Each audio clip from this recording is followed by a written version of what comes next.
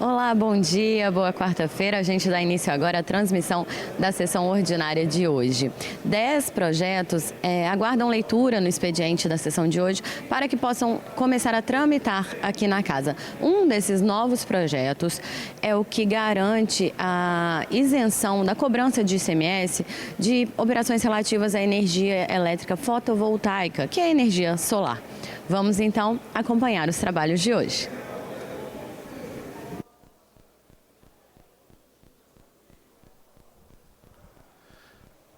Bom dia a todos. Havendo quórum, invocando a proteção de Deus, declaro aberta essa sessão e convido o deputado delegado Danilo Baense a proceder à leitura de um versículo da Bíblia. Peço a todos que fiquem em pé. Salmo 100, versículos de 1 a 3. Celebrai com júbilo ao Senhor todos os moradores da terra. Servi ao Senhor com alegria e apresentai-vos a Ele com canto. Sabei que o Senhor é Deus, foi Ele quem nos fez e dele somos.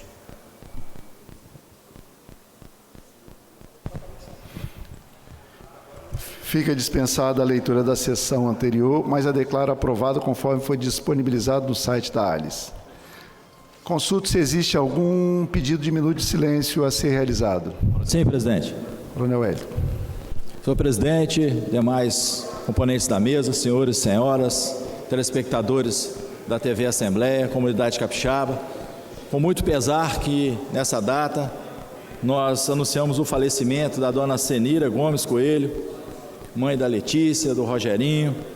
Então, nosso profundo pesar para os familiares, amigos da comunidade de Una, ela que foi esposa do saudoso Didi Coelho, um renomado político, presidente do PMDB na região do Caparaó, em especial do município de Una. Então, nós gostaríamos de deixar registrado nossos profundos sentimentos à comunidade unense e à família nesse momento de luto. Mais algum colega pediu um minuto de silêncio? Peço a todos que fiquem de pé em respeito à solicitação. Presidente. Pois não. Deputado. Presidente, eu também estou pedindo pela ordem, pedir um minuto de silêncio que o senhor considere também. Sou Livinho, pescador aqui de Guaibura, o senhor também até conhece, pai de Nilvinete, também faleceu, nos deixou. Pedia também com condolência um minuto de silêncio em homenagem a ele e desejar assim que Deus conforte os corações da família. Seu Livinho. Mais algum colega pediu um minuto de silêncio? Então, a respeito à solicitação do deputado Coronel Wellington e do deputado Zé Preto, peço a todos que fiquem em pé.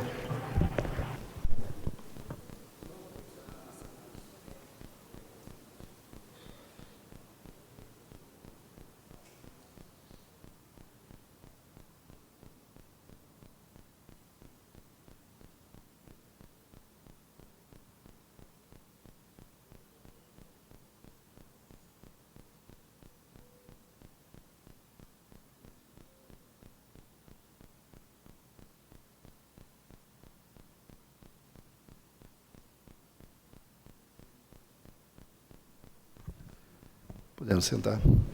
Passamos à fase do expediente. Primeira fase do expediente para simples despacho. Ofícios números 50/2023 e 63/2023 do deputado delegado Danilo Baense, indicando a Rosiane Pereira, presidente da Associação de Hemofílicos do Espírito Santo, para fazer uso da tribuna popular na sessão ordinária do dia 3 de abril de 2023. Defiro.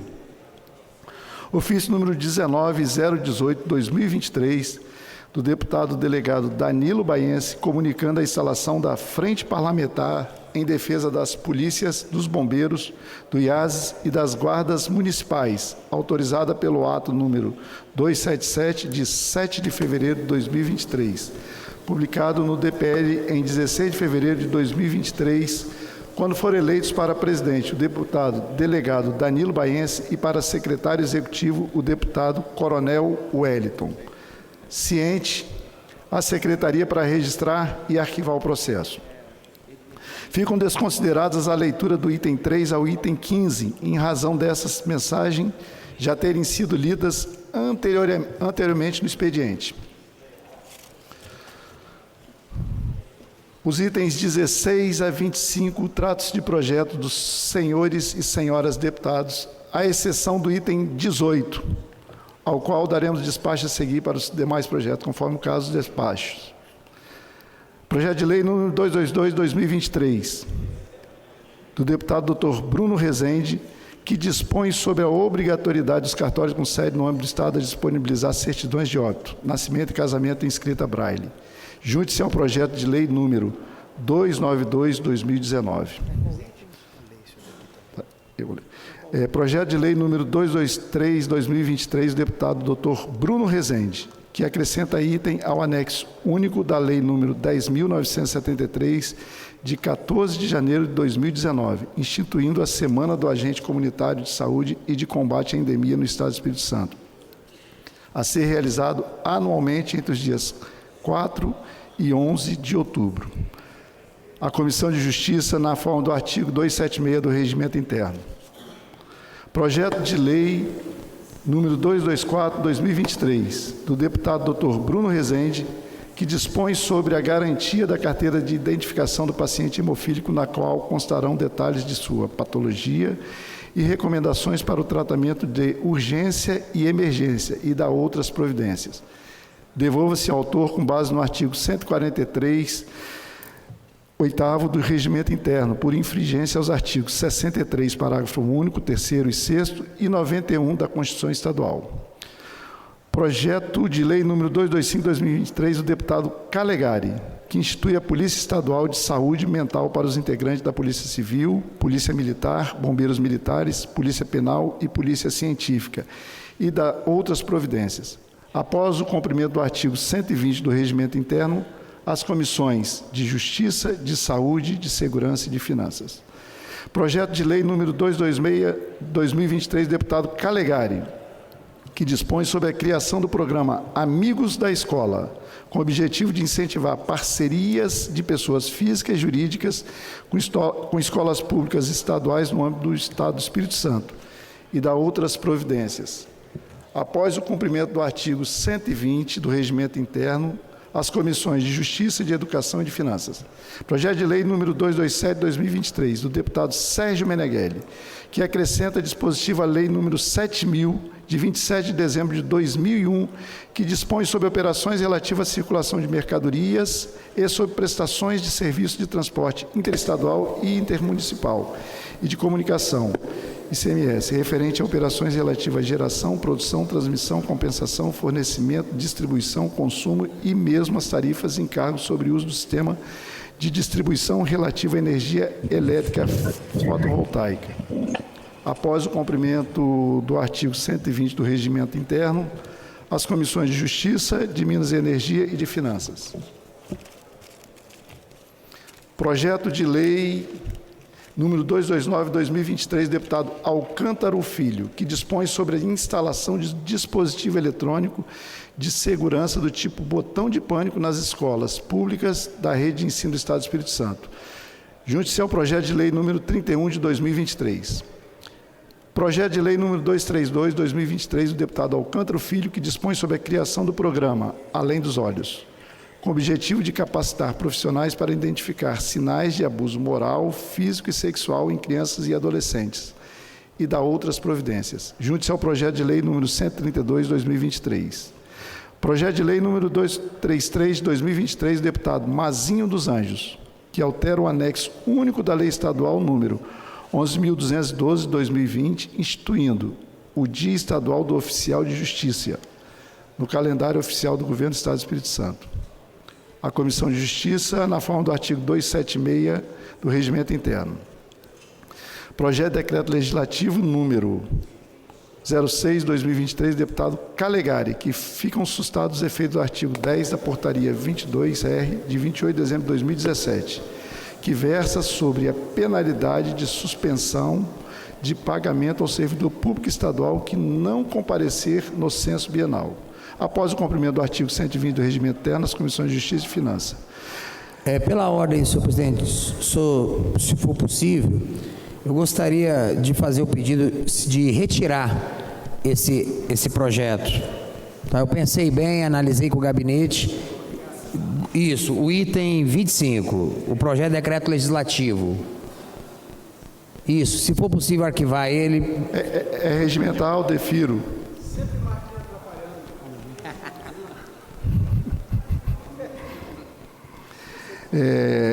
No 25, o 25A, parecer oral da Comissão de Justiça em votação realizada na terceira reunião ordinária híbrida do dia 21 de março de 2023, que conclui pela constitucionalidade, legalidade e aprovação na forma do artigo 276 do Regimento Interno, do projeto de lei número 216/2023 do deputado Mazinho dos Anjos, que seja instituído o Dia Estadual de Defesa das Prerrogativas e Valorização da Advocacia no calendário oficial do Governo do Estado do Espírito Santo, a ser comemorado anualmente no dia 24 de março, alterando o anexo único da lei número 11.212 de 2020.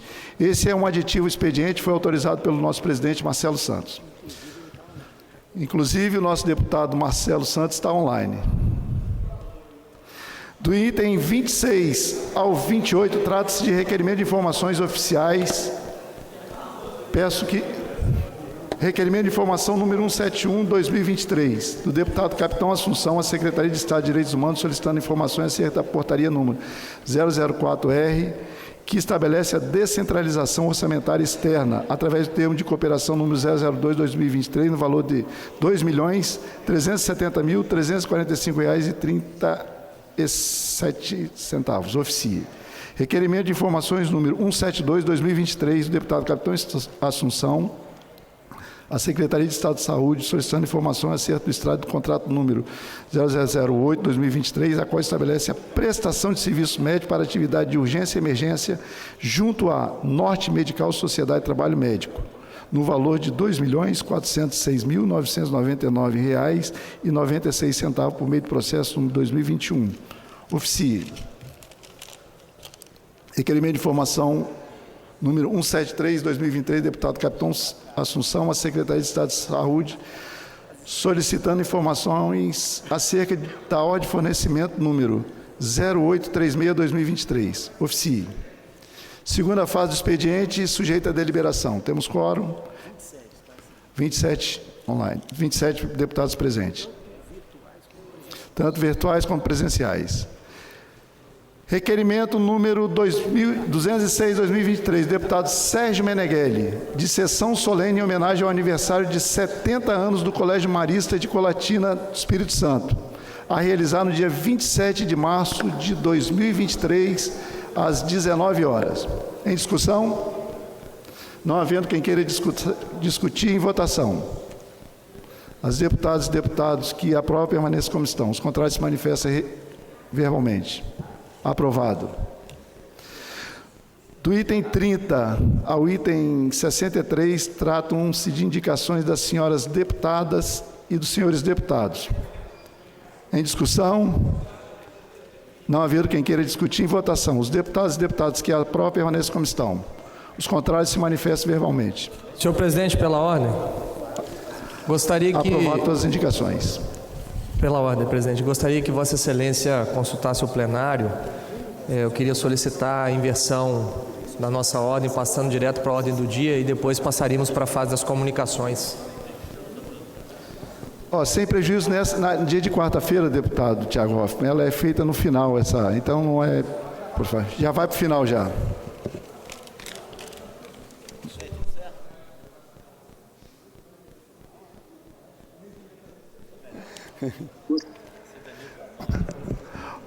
Ordem do dia.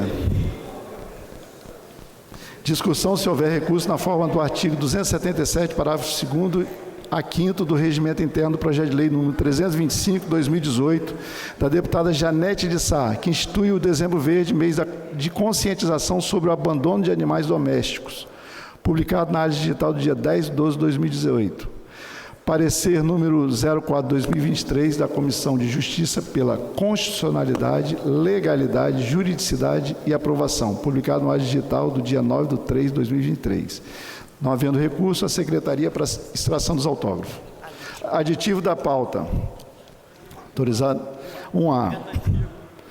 Discussão, se houver recurso, na forma do artigo 277, parágrafo 2º ao 5º do Regimento Interno, do projeto de lei número 216/2023, do deputado Mazinho dos Anjos, que seja instituído o Dia Estadual de Defesa das Prerrogativas e Valorização da Advocacia no calendário oficial do Governo do Estado do Espírito Santo, a ser comemorado anualmente no dia 24 de março, alterando o anexo único da Lei número 11.212/2020, publicado no Ares Digital do dia 17/3/2023.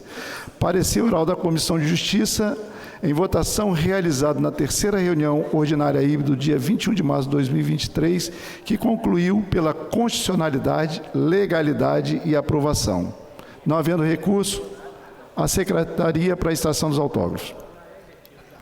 Do item 2 ao 13, trata-se de proposição e discussão especial em terceira sessão. Em discussão, não havendo oradores inscritos, as matérias seguem para as comissões. Vamos começar agora a fase das comunicações. Concedo ao deputado Zé Preto. Vai fazer uso da palavra, deputado Zé Preto.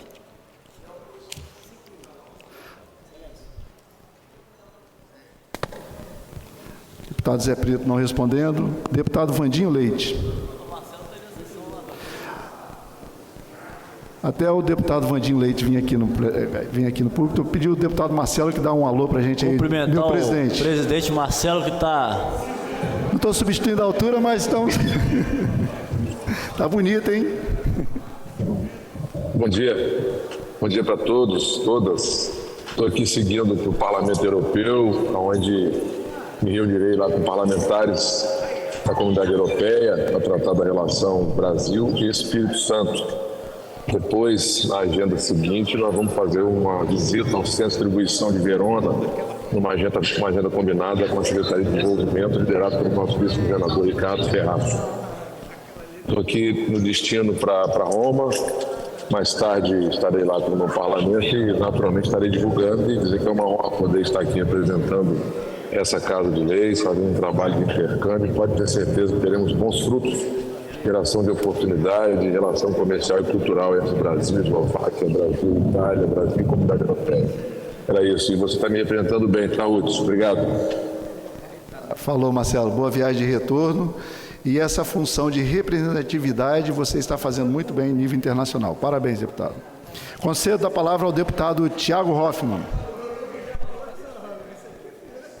Declinando, deputado Teodorico Ferraz. Não se manifestando, deputado Sérgio Meneghelli. Não se manifestando. Hoje não. Pois não, deputado Sérgio Meneghelli, pelo tempo regimental de 5 minutos. O importante hoje, o presidente, que é uma data muito especial, né? 22 de março, é comemorado o Dia da Água, e isso, principalmente nas escolas, traz muita consciência, né? Porque a gente acredita que quem vai ajudar a gente ter uma melhor qualidade de vida com um planeta, né, menos poluído, com mais água, né? Quer dizer, ou pelo menos não ter a guerra da água, porque tudo indica que a grande guerra do futuro vai ser a água. A gente, por exemplo, poderia começar a conscientizar, né, dar algum incentivo à produção de torneiras e chuveiros com sensores. Eu estava pensando isso porque uma torneira de sensor, a energia que ela gasta é o mínimo, mas a quantidade de água que se economiza usando uma torneira de sensor, principalmente na hora de quem tem costume de fazer a barba, né, que está fazendo a barba, a torneira está lá, quer dizer, já foi 5 litros de água embora e ele está olhando para o rosto. Quer dizer, a partir do momento que ele tira a mão da frente, ele pode ficar até 10 minutos olhando para o rosto e não desperdiçando água. O chuveiro com sensor, basta a pessoa dar um passo fora do chuveiro, que pararia, aí daria para ensaboar realmente, fazer a higiene. E a gente vê que hoje o que se gasta muito essas automáticas não é ideal, porque às vezes gasta além do necessário. Então, realmente, de sensor, dar esse incentivo, fazer que isso tenha em todas as escolas.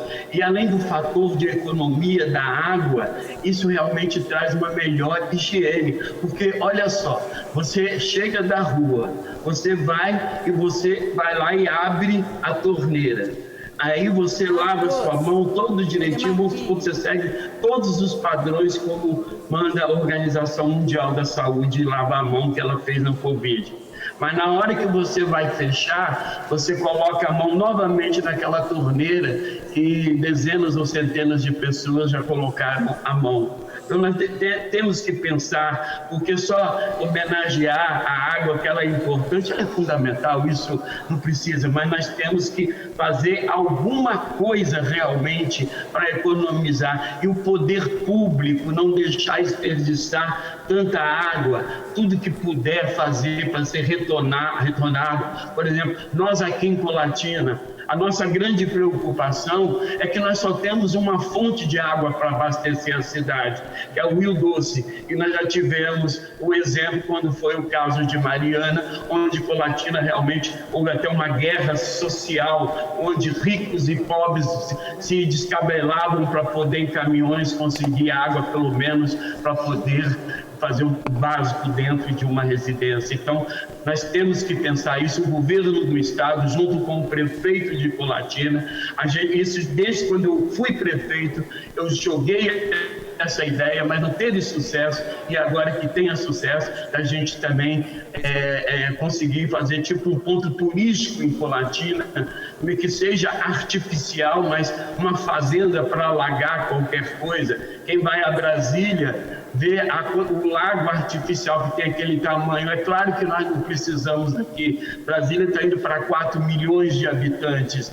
Nós não temos isso, mas nós precisamos ter outra fonte, como Linhares tem, Baixo Guandu teve, não sofreu tanto como nós em Colatina realmente sofremos. Então, fica aí realmente o desejo que nesse dia que se comemora o Dia Mundial da Água, cada um faça a sua parte. Vê uma torneira pingando, torneira não sabe fazer assim, ó. Ela não sabe fazer isso, por isso que ela pinga. Então, vai lá e dá uma força. Aquele pingo d'água realmente é a natureza pingando aí. E a gente vê hoje, graças a Deus, nós temos água, ninguém passa sede, a não ser quando realmente o poder público falha e a água não chega na casa do cidadão. Mas água nós temos. O que tem, às vezes, são dificuldades técnicas ou erros humanos e alguém fica sem água dentro de casa hoje. Então fica aí a nossa conscientização, principalmente o governo do estado, os gestores, desse exemplo. Tudo que for público, torneira com sensor, é um pouquinho mais caro, mas eu acho que comprando em grande quantidade realmente vai melhorar. Grande abraço aí, um bom fim de semana para todos, uma vez que eu não vou ver vocês mais essa semana. Amém. Próximo orador inscrito, deputado Vandinho Leite, pelo tempo de 5 minutos. Deputada Raquel Lessa,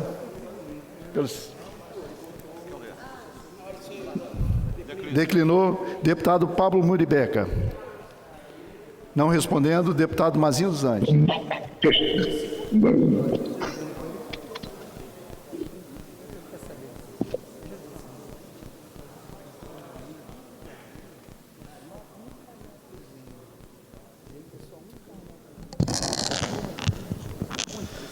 Bom dia, presidente, bom dia, deputados, deputadas, servidores dessa casa, cidadão do Espírito Santo que nos ouve e nos assiste pela TV Assembleia. Presidente, subo o plenário hoje aqui para fazer um convite. Amanhã, deputado Lucas Caramoça, nós vamos fazer uma sessão solene aqui na Assembleia, às 18h30, em homenagem aos 91 anos da advocacia no Estado do Espírito Santo. E também, amanhã, nós vamos relembrar o fatídico assassinato do delegado Danilo Baense, deputado estadual. O senhor participou ativamente da morte do nosso juiz Alexandre Martins. O senhor investigou essa morte, combateu o crime organizado no Estado do Espírito Santo. E amanhã também vamos relembrar isso. Nosso professor, na época eu fui presidente do DCE, o professor Alexandre estava na academia, em seguida ele ia dar aula para a minha turma. e ficamos sabendo desse fatídico assassinato e fizemos imediatamente uma caminhada, uma passeata pela justiça, pelo combate ao crime organizado, da Faculdade de Direito de Vitória Calegari até o Tribunal de Justiça. Foram dezenas e centenas de alunos, população em geral, que foi nessa passeata em combate ao crime organizado, pela morte do Dr. Alexandre Martins, um jovem juiz de 32 anos, um professor exemplar, um juiz exemplar. Então amanhã nós vamos estar tratando dessa questão e também comemorando os 91 anos da OAB, que a OAB foi fundamental no combate ao crime organizado, na virada de página do Espírito Santo depois de 2000, quando a gente começou a ter um Estado mais equilibrado, um Estado mais harmônico e de defesa às prerrogativas também da advocacia. Hoje eu quero agradecer todos os deputados e deputadas que votaram no projeto para criar, o Dia de Valorização da Advocacia e também de apoio às prerrogativas dos advogados. Estarei passando agora, solicitando a assinatura dos colegas, deputado Danilo, presidente Hudson, uma frente parlamentar de apoio à advocacia, solicitar aí nosso amigo deputado Lucas Caramuza, deputado Alcântara Filho, que são também advogados, João Cosa também advogado, que possa contribuir com essa pauta da frente de apoio à advocacia. Quero também parabenizar aqui a Prefeitura de Barra de São Francisco. O prefeito Anivaldo retomou algumas obras agora de pavimentação lá em Vargem Alegre, também na Farinheira. A Cesan retomou agora as obras que estavam paralisadas também no município de Barra de São Francisco. E a gente está com uma obra muito importante de Barra de São Francisco até Água Doce do Norte, onde o DR está fazendo uma obra de ampliação da S-320, levando de São Francisco, Rio Preto, Água Doce, revitalizando aquela estrada que são mais ou menos uns 35 quilômetros, que levam um município a outro, e era uma estrada muito complicada, uma estrada cheia de curva perigosa. Muitas pessoas já morreram naquela estrada, e agora com essa ampliação, essa melhoria das curvas que eram perigosas, isso vai melhorar bastante o trajeto do município de Água Doce do Norte até Barra de São Francisco. Nós estamos numa frente também muito forte em defesa do início da pavimentação Barra de São Francisco, Santa Luzia, Mantenópolis, que estava travado no IEMA devido às exigências da licença ambiental, deputado Calegari. Mas graças às nossas cobranças aqui no plenário, já falamos 4 vezes sobre isso aqui, o DR está agilizando junto ao IEMA com a empresa, e a empresa já está no município buscando aluguel de canteiro de obra, iniciando as contratações, e em breve a obra vai começar lá em Barra de São Francisco, Santa Luzia, Mantenópolis, que é uma estrada também muito perigosa, uma estrada que não é pavimentada até hoje. Eu acho que é o único município que liga um ao outro no Espírito Santo que ainda não tem pavimentação, é de Barra de São Francisco, Mantenópolis. Não existe, Capitão Coronel Wellington, asfalto de Barra de São Francisco para Mantenópolis. É uma estrada de chão muito perigosa, e agora com essa pavimentação vai melhorar bastante a vida das pessoas, Durante a chuva não conseguia passar devido à lama, quando está seco é poeira na casa das pessoas. Então, graças a Deus, essa obra vai iniciar em breve e a gente vai ter um alento para aquela população. Obrigado, presidente. Próximo orador inscrito, deputado Marcelo Santos. Não respondendo, próximo orador inscrito, deputado Lucas Escaramuza. Próximo orador inscrito, deputado Vandinho Leite.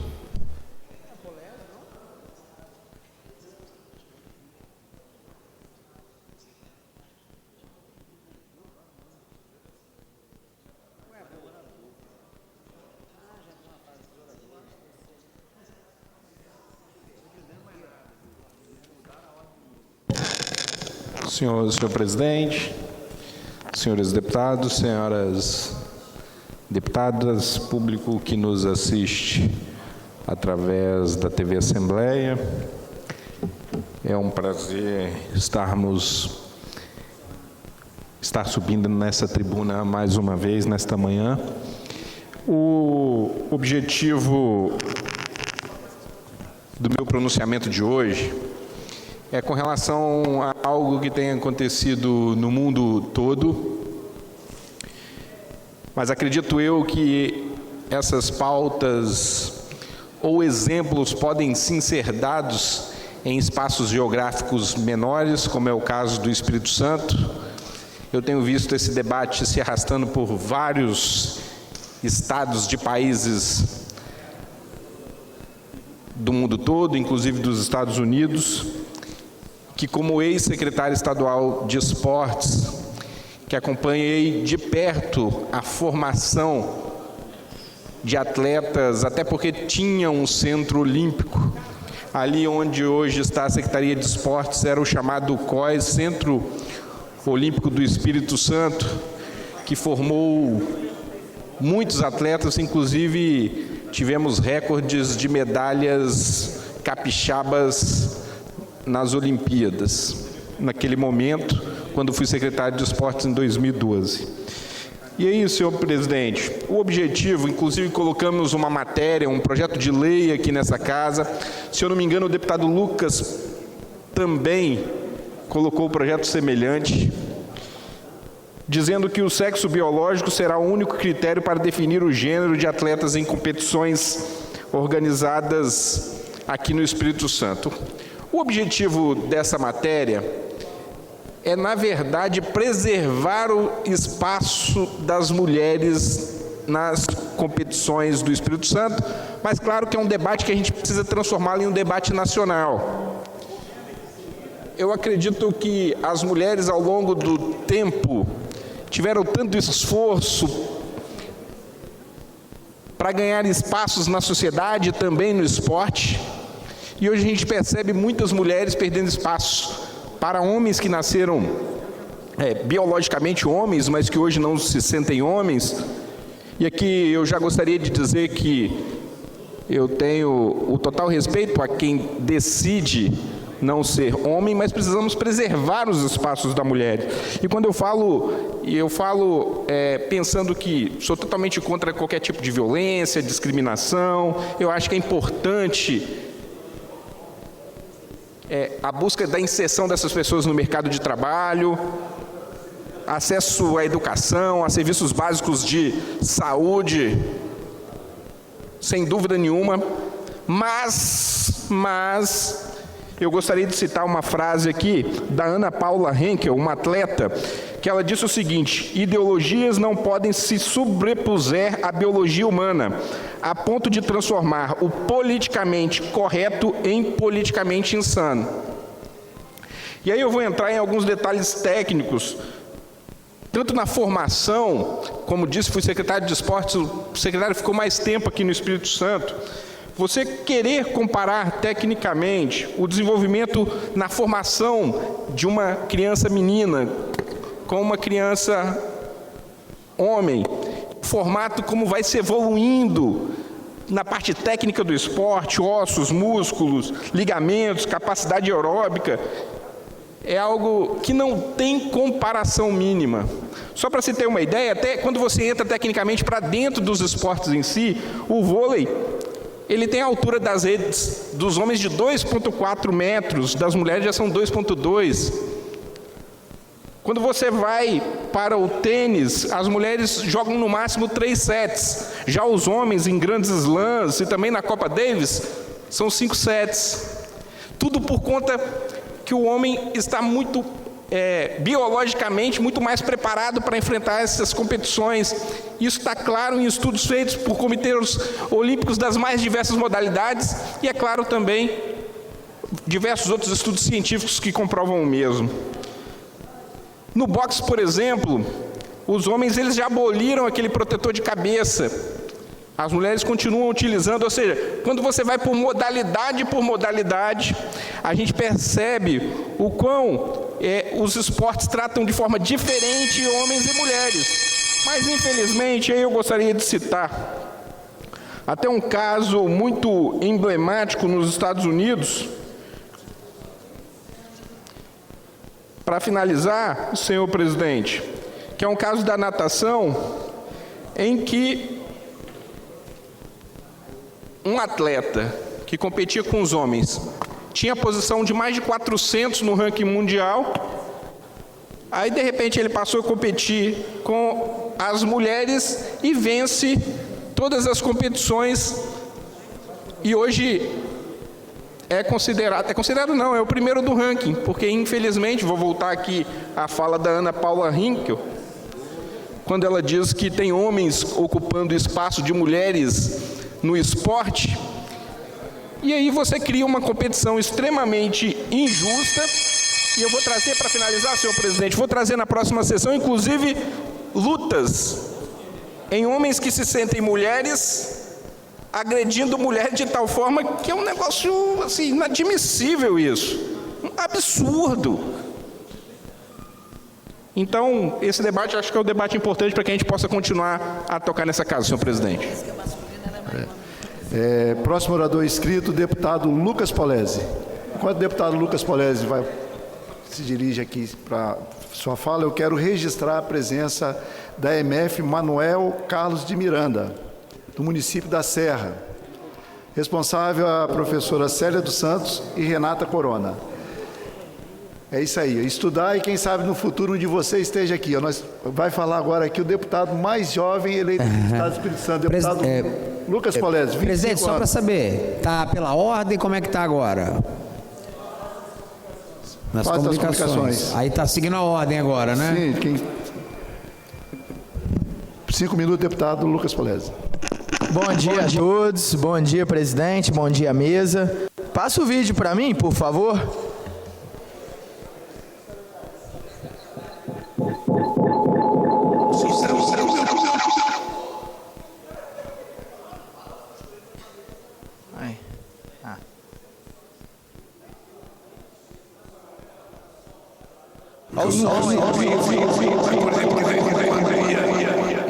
Um procurador entrava lá de sábado, de semana para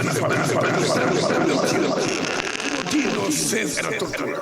Como eu tinha inocência, uma coisa que eu tinha muito orgulho, que eu nunca contei isso, mas, por exemplo, de vez em quando ia um procurador entrava lá de sábado, de semana para visitar se estava tudo bem.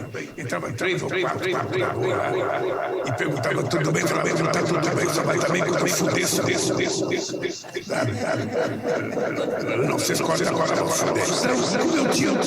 Como eu tinha inocência, era tortura. Como eu tinha inocência, uma coisa que eu tinha muito.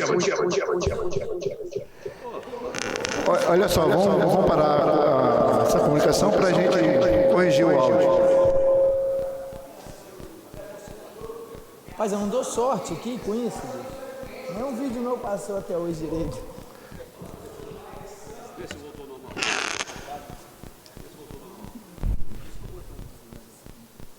Lucas, aguarda um pouquinho para a gente ver os problemas técnicos aqui na comunicação. Parou de dar eco. Vamos voltar? Vamos voltar ao seu tempo de 5 minutos. Está corrigido?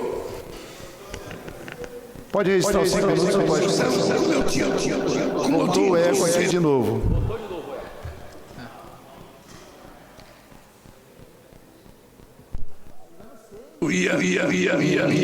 Procuradora entrava lá de sábado, de semana para visitar se estava tudo bem. Entrava tortura. Como eu tinha inocência, era tortura. Como eu tinha inocência, uma coisa que eu tinha muito orgulho, que eu nunca contei isso, mas, por exemplo, de vez em quando ia um procurador entrava lá de sábado, de semana para visitar se estava tudo bem. Entrava 3 ou 4 e perguntava tudo bem, falava, está tudo bem, só vai também quando eu fudesse. Eu vou suspender um pouquinho para fazer essa correção, porque é importante esse áudio. É quando eu falava assim, olha, quando eu estou aqui... Está suspenso por 2 minutos. Me indicar dessa gente. Sabe, eu falava todo dia que ele visitava lá. Se prepare, um delegado, eu falava a mesma coisa. Se prepare que eu vou provar.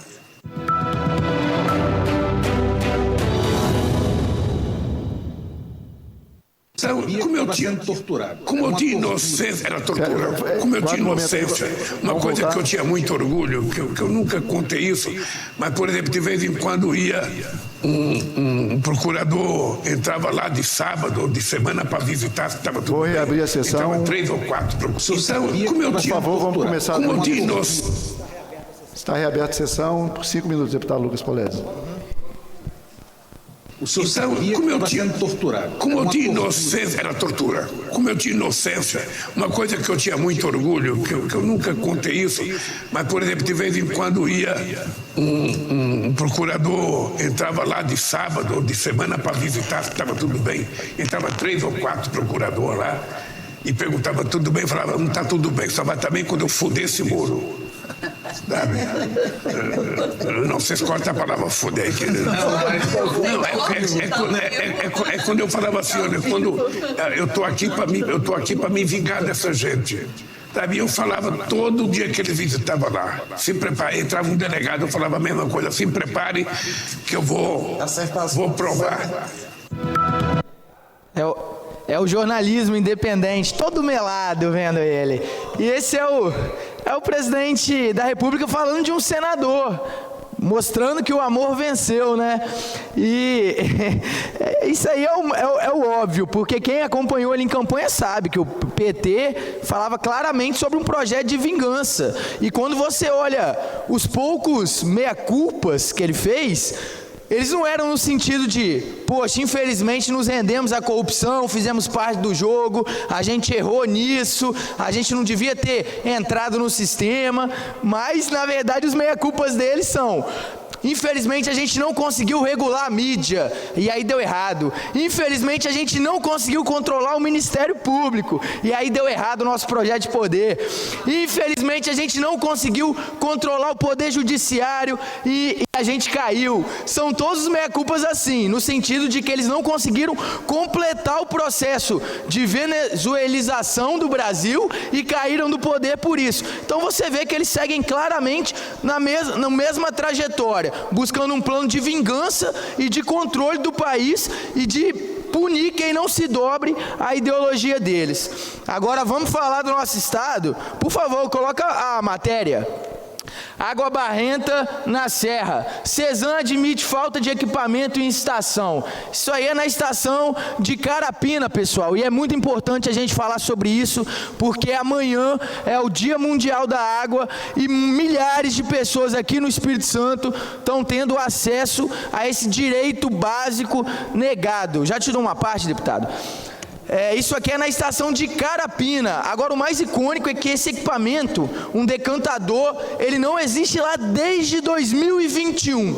Coloca a próxima imagem, só para a gente ter noção aqui, dimensão dos números. Isso aqui é uma planilha de lucro líquido da Cesan. E você vê que 2021 aí já fazem 2 anos que ela está sem o equipamento. Observa o lucro líquido em 2021. 177 milhões de reais, e não teve dinheiro para comprar um equipamento básico para poder fornecer uma água sem lama para a população atendida pela estação de Carapina. Isso é um absurdo, e no site deles, eles se gabam dos grandes lucros financeiros, dos resultados líquidos positivos. Eles só esquecem que eles são uma estatal, eles não são uma empresa privada. Se eles fossem uma empresa privada, eles deveriam sim estar buscando lucro e resultado, só que como uma estatal, eles deveriam estar buscando bom atendimento da sociedade, deveriam estar buscando fornecer o serviço deles à população com excelência. Então, quando a gente olha uma estatal se gabando de lucro, enquanto uma população atendida por uma estação está tendo lama saindo da torneira das suas casas, a gente fica revoltado demais, cara. É um absurdo isso. A gente aqui da Comissão de Meio Ambiente, da Comissão de Direitos Humanos, deveria sim estar convocando os responsáveis, o diretor-presidente da Cesan, porque são meses e meses de reclamações de lama saindo da torneira, de falta de água insalubre, de água turva, e nada está sendo feito. Os caras têm se omitido, se ocultado, demoraram mais de um mês para prestar esclarecimento sobre informações básicas da estatal lá para o nosso gabinete, e não oferecem uma solução de nenhum dos problemas que a estatal vem apresentando. Então isso é um tapa na cara da sociedade, é um tapa na cara da população mais pobre, porque é sempre a população das regiões mais pobres, nunca dos bairros nobres, que vem passando por esses problemas, pessoal. Isso é um absurdo. Essa é a minha fala. Amanhã, Dia Mundial da Água, e milhares de capixabas não têm acesso a um direito básico e não tem água saindo da torneira deles. Uma parte aqui, caro Lucas. A parte. Dentro daquilo que você disse. Deputado Calegari, sobre deputado Calegari, não, nessa fase não permite a parte das comunicações. Só está escrito. Só para completar, uma notícia da Polícia Federal acaba de prender, senhor presidente. Agora só um momentinho. A Polícia Federal acaba de prender 6 em operação contra a facção que planejava matar Sérgio Moro. 6 acabaram de ser presos. Não tinha como não colocar isso. Depois daquela fala horrível do atual presidente, 6 acabaram de ser presos. Apenas isso. Próximo orador inscrito, deputado João Coser, pelo tempo de 5 minutos. Pela ordem, senhor presidente, enquanto não o deputado respondendo, se encaminha, ele está indo para o plenário, ele está indo para a tribuna. É só para lembrar que há assim, algo vago nessa questão do à parte, porque eu entendo realmente que nessa fase... A parte pode, deputado Então, exatamente, o à parte pode. Pela ordem, exatamente. Pode pela parte. Quando ele está falando, ele já tinha acabado de falar. Só para contribuir, presidente. Faltava um segundo. A parte pode quando tem tempo. Não tinha mais tempo. Próximo orador, deputado João Coser. Pode virar bagunça aqui dentro, né, 5 minutos. Senhor presidente, deputado Wilson Leal, segunda secretária, deputada Janete, senhores deputados, senhoras deputadas. Hoje é o Dia Mundial da Água. 22, um dia importante. Água como bem natural dos mais importantes. A gente até vive e vivemos muitos anos no nosso planeta sem energia, mas não vivemos sem água e sem o ar. Então é fundamental que a gente comemore o que temos de positivo e a gente registre também os desafios. Aqui tem muitos profissionais da área de engenharia, muitos médicos, muitas pessoas que estudam isso. E nós estamos vendo como o Brasil está agredindo a casa maior, a casa comum, a nossa terra. Se nós percebermos o que foram feitos nos últimos anos, eu estou indo muito atrás, muitos anos mesmo, não só nos 4 ou 6 anos, como muitos fazem. Como que a Amazônia vem sendo agredida, como que a natureza vem sendo agredida, como que a água vem sendo atingida. Primeiro com produtos indesejáveis que contaminam a água e vão matando pessoas. Só nos índios Yanomamis, nós vimos lá 4, 5 anos, mais de 4.500 crianças e adolescentes morreram por água contaminada. A gente percebe também que quando você faz desmatamento na proporção que fazemos na Amazônia, você agride o mundo inteiro, porque o mundo inteiro depende do meio ambiente e nós temos uma bênção de ter uma área tão nobre, um país tão importante. Então quero aqui fazer esse depoimento. O segundo é com relação às mudanças climáticas, o que isso atinge a vida das pessoas. Nós estamos vendo de tempo em tempo eventos que vão matando muitos brasileiros, de ordens gerais. Aqui perto nós vimos uma barragem que, com a sua caída, matou mais de 300 pessoas. Agora nós vimos recentemente na cidade de São Paulo, vimos outros anos em outras cidades, os desmoronamentos de terra em áreas urbanas ocupadas de forma irregular, a grande maioria por população que necessita de uma moradia, mas algumas também em área nobre. E nós estamos percebendo também, como até foi dito aqui pelo deputado Lucas, como que nós estamos recebendo água ruim nas nossas casas, nas regiões metropolitanas, nas grandes cidades, inclusive cidades modernas. Então são muitas agressões feitas de formas diversas que eu quero aqui registrar.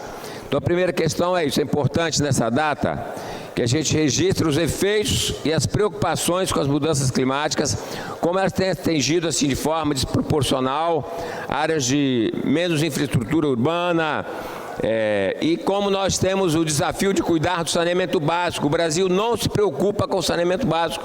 É um país que tem muitas riquezas, é um país que tem muitos avanços, mas tem um atraso exagerado na questão do tratamento, coleta e tratamento de esgoto. Então fica aqui a nossa grande preocupação. Nós temos em cidades muito importantes, até pouco tempo em Vitória, nós tínhamos o esgoto canalizado para o mar sem tratamento. Quando eu cheguei, deputado Lucas Caramusso, nós tínhamos 48% do esgoto de Vitória tratado e 52 não tratado. Felizmente, em parceria com o governo do estado, com o governo federal, hoje Vitória canaliza e trata 100% do esgoto. Infelizmente, tem algumas famílias que até hoje não ligaram na rede e nós estamos atrás, através da prefeitura, da CESAM, para tentar cuidar disso. Não quero fazer aqui um registro rápido, por isso é essencial termos políticas públicas voltadas para as questões ambientais, com intervenções em sistema de macrodrenagem e de retirada de famílias que se encontram em situação de risco. Isso exige planejamento, exige determinação, um volume considerável de recursos financeiros por parte do poder público estadual, municipal e nacional. Então, assim, o direito à vida, a dignidade humana, o direito à água tratada é de todos os brasileiros. Mas nós não estamos vendo isso. Então, o Dia Mundial da Água, nós registramos aqui a nossa solidariedade e a luta das pessoas ambientalistas, profissionais da área e todos aqueles que cuidam e se preocupam com a qualidade da água servida à população, também com a sua canalização, também com a ocupação, uso e ocupação do solo, que são desafiadores. Fica aqui a nossa mensagem. O MAB é um movimento que cuida dos atingidos pelas barragens, já são as vítimas, cuidando também das vítimas, porque quando você não faz o trabalho preventivo, você acaba tendo um custo alto com o trabalho corretivo. Então, nossa solidariedade a todos aqueles que, de uma forma ou de outra, lutam para termos água tratada e digna para nossos brasileiros. Um bom dia. Próximo orador inscrito, deputada Janete de Sá.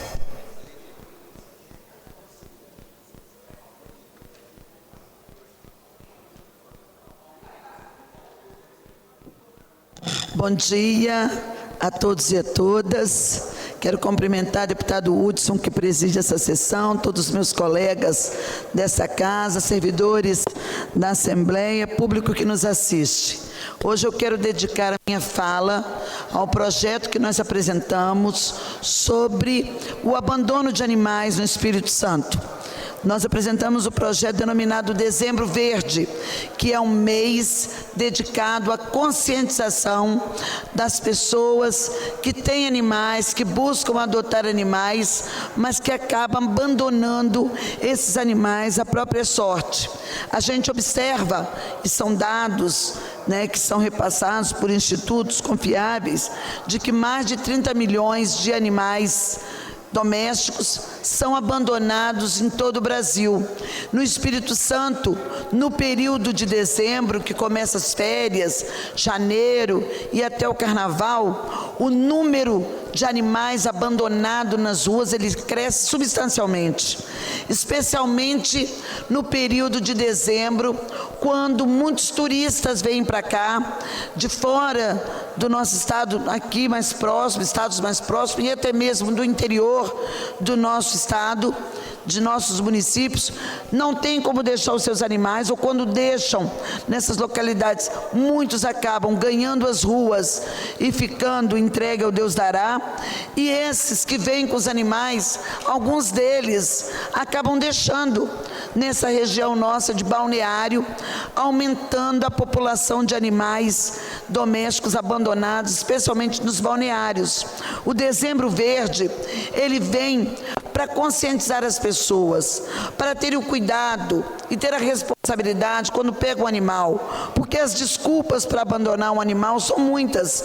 Muitas vezes não imaginava que o animal tem custo, e aí não sabia que ia gastar um pouco mais com a ração para poder alimentar aquele animal. Também, quando o animal envelhece, é motivo desse animal ser abandonado por muitos que são impiedosos e que ainda fazem isso. A gente vê também que a pessoa pega o animal pequenininho, filhotinho, e não imagina que ele vai crescer, e quando ele cresce e não cabe no seu orçamento ou na sua rotina, acaba abandonando o animal, por uma série de razões, por doença, por custo, porque late muito, porque incomodou o vizinho. Ou seja, é preciso crianças, adultos, é preciso ser feita uma conscientização. E nós escolhemos o dezembro. Estamos denominando de dezembro verde, para que a pessoa, quando ela adotar esse animalzinho, ela ter a compreensão que esse animalzinho, ele precisa de carinho, ele precisa de cuidado, ele precisa se alimentar, ele precisa beber água, ele sente dores, ele precisa passear, porque senão ele fica entediado e ele vai latir muito mesmo, porque ele fica incomodado e ansioso dentro de casa, ele faz xixi, ele faz cocô, ele faz as necessidades fisiológicas, tem que orientar ele a fazer no lugarzinho certo, para também não se tornar um incômodo naquela residência. Muitas vezes são animais que estão nos apartamentos, que não estão em quintais, que ele pode pegar carrapato e tem a doença do carrapato, por isso ele tem que tomar medicação para não pegar a doença do carrapato. Então, é um momento que a gente quer estar trabalhando pela via da conscientização. E como que a gente faz isso? A gente faz através de um processo educativo. Eu acredito na educação. É através da educação, desde as fases iniciais da educação, e a educação escolar mesmo também, é que as crianças vão aprendendo e se tornam adultos mais responsáveis, se tornam adultos mais conscientes. Mas a educação são propagandas em rádio, televisão, através de folders, são mensagens, é se dedicar um mês, inclusive, à proteção animal, trabalhando na rede social, essa conscientização, principalmente todos os dias, mas especialmente neste mês dedicado a essa matéria. Nós temos muitas questões todos os dias, mas ter um mês para fazer esse trabalho nos dará a chance, a condição de nos programarmos e poder estar orientando a sociedade a esse tutor, porque cachorro não tem dono, quem dono é escravo e cachorro não tem dono, é tutor. A esse tutor, ele ter mais responsabilidade para com o seu animalzinho. Obrigada, e eu espero que a gente consiga esse feito aqui no Espírito Santo. Próximo orador inscrito, deputada Irine Lopes. Não respondendo, próximo orador inscrito, delegado Danilo Baiense, pelo tempo de 5 minutos.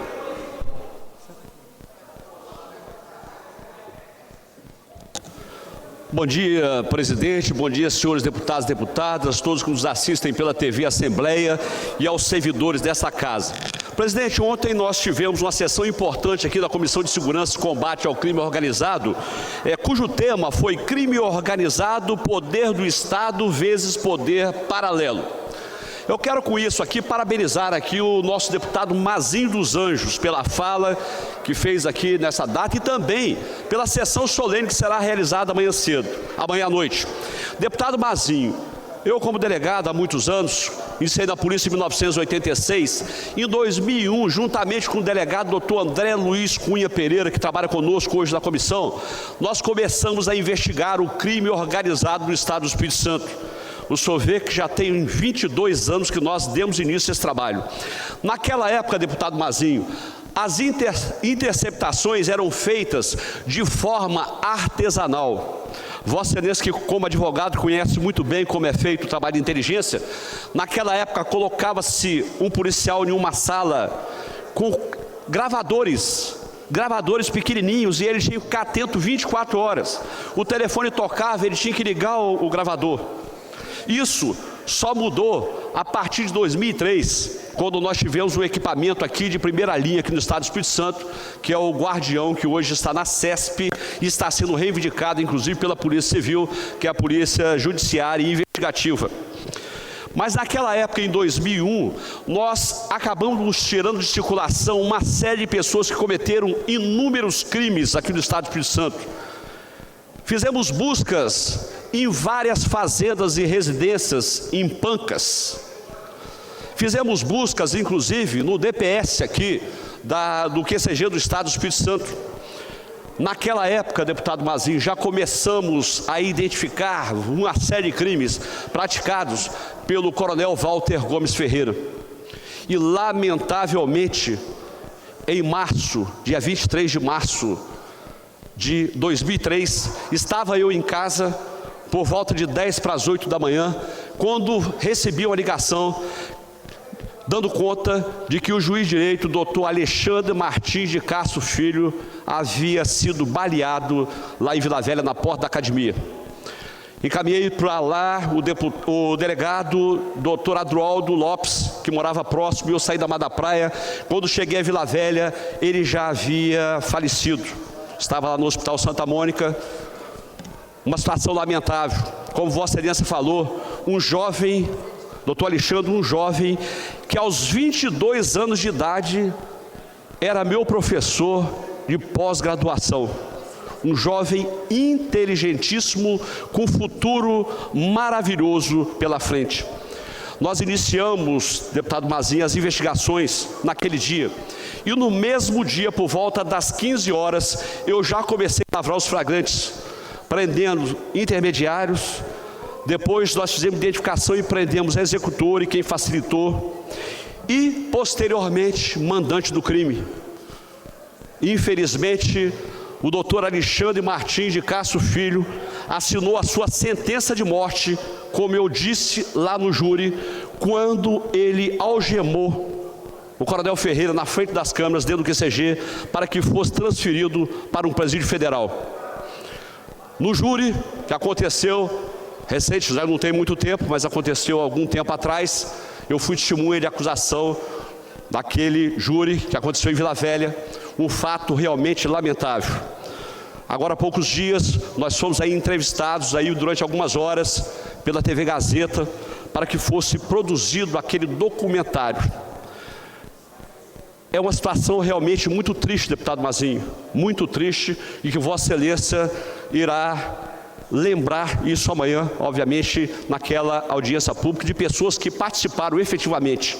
Eu quero aqui agradecer a todos os policiais que estiveram conosco naquela missão muito difícil, porque eu trabalhei na intermediação, na execução e no mando.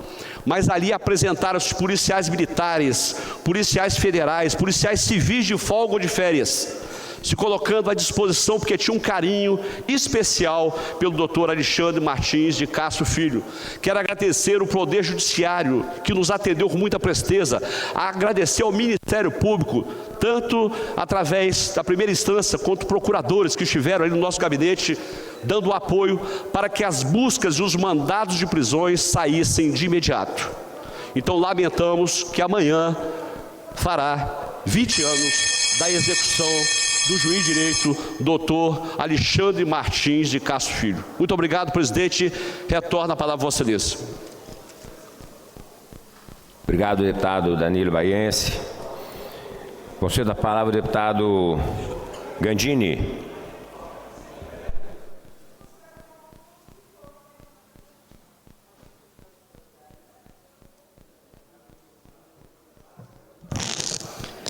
Bom dia, deputado presidente João Coser, deputados que nos acompanham também, os servidores e as pessoas que nos acompanham na TV Assembleia.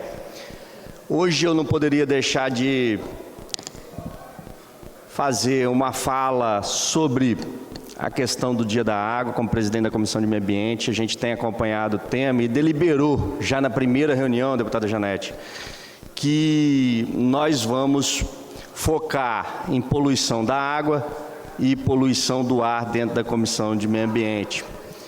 Nisso, o deputado Lucas Polese falou hoje aqui sobre a falta de um equipamento numa estação de tratamento de água na Serra. E isso foi fruto na discussão. Nós entendemos, deputado Lucas, que o problema é maior do que esse. Nossos rios, nossos mananciais estão cada vez piores.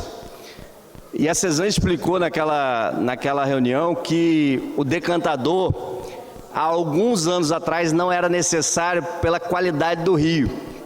É claro, tinha que ter previsto a implantação, está fazendo a obra, mas o que nos liga um alerta, o Rio Santa Maria está morrendo. Não é uma questão só do decantador.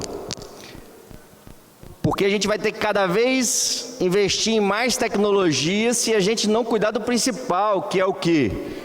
Que é evitar o desmatamento nessas regiões onde nós temos essas as nascentes dos rios. Nós temos que ter uma ação mais proativa, porque daqui a pouco nós vamos discutir, sabe o quê? Vamos dessalinizar a água, porque nossos rios acabaram.